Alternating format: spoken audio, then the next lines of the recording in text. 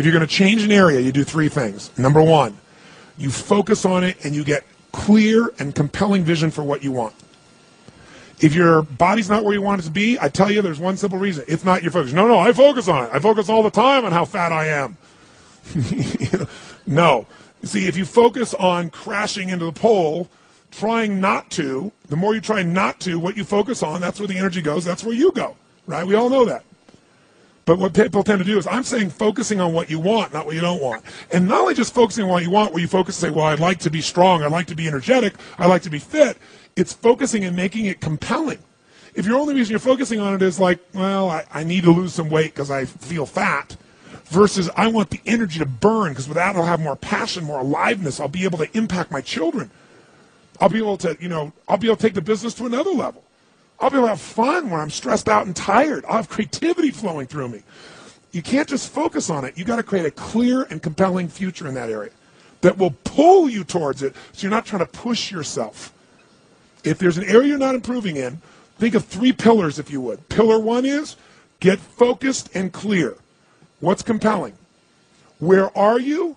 Really? And don't lie. Where do you want to be? And make it so compelling you can't help it. When you wake up in the morning, you want to transform this area of your life. So the quality of your life already is better just because you are so excited about what you're after. When you do that with your body or your emotions or your finances or time or any other area and you start focusing and you're clear, you're going to have energy. You're going to have drive. You're going to start to do something. How do you make sure what you do really works? You need the second pillar. And think of this as three pillars. Because, two-legged stool is going to fall over. One leg, you can't sustain.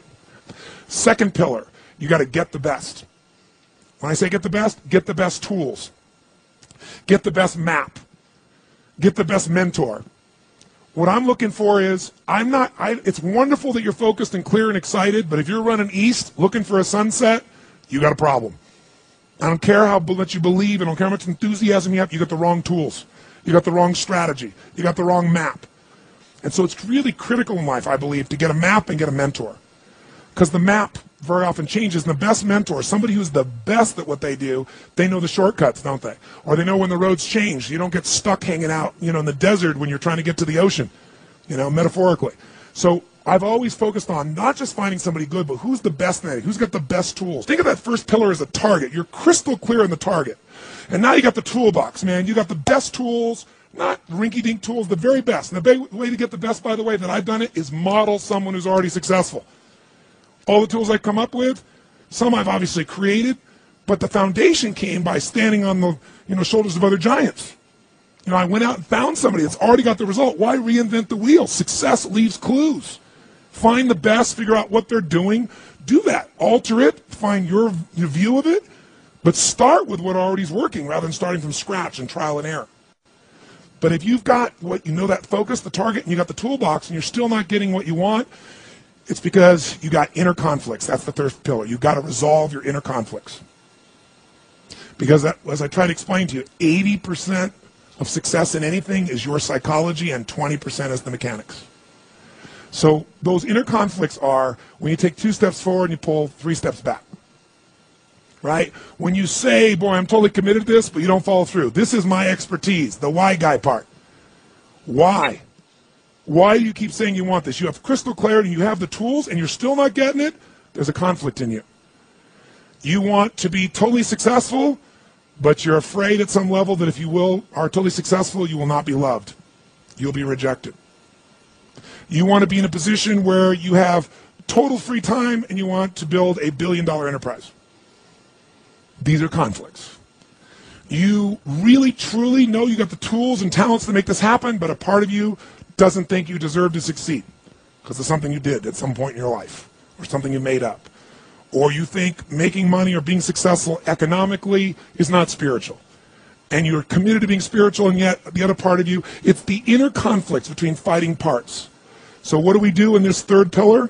Think of it as a vault we got to unlock. Think of it as unlock and unleash. That's the third pillar. The way you unlock and unleash is you identify the conflicts. You get clear what they are. So you may have total clarity, even the tools, but how can you totally unleash and commit when you're being pulled in 2 different directions? You say, Tony, how do I solve that? There isn't one way. You've got to get clear about what's most important to you today, not what you think you should do based on an old blueprint, an old belief system, your parents, society, your friends. Otherwise, you'll succeed and not be fulfilled. So once you identify the conflicts, now what you got to do is align. Align your life with what you really value. Align your life with what is most important to you. And then once you are in a position where you're aligned, guess what you'll do? Take action. You won't even have to work at it. When everything's in alignment, there's nothing pulling you away, boom, you go for it. But when you say, I want a relationship, but at the same time, simultaneously, I want to be in a position where, I never have to, I only get what I want every moment, or I never have to commit to anything, then obviously you're never going to get there. That inner conflict must be resolved. Once you align and you take action, guess what's going to happen? You're going to achieve. And once you achieve, you succeed. When you succeed, I'll tell you what you got to add to it. Celebrate, right? And then contribute. Pay it forward, if you will, as corny as that sounds. Remember the movie?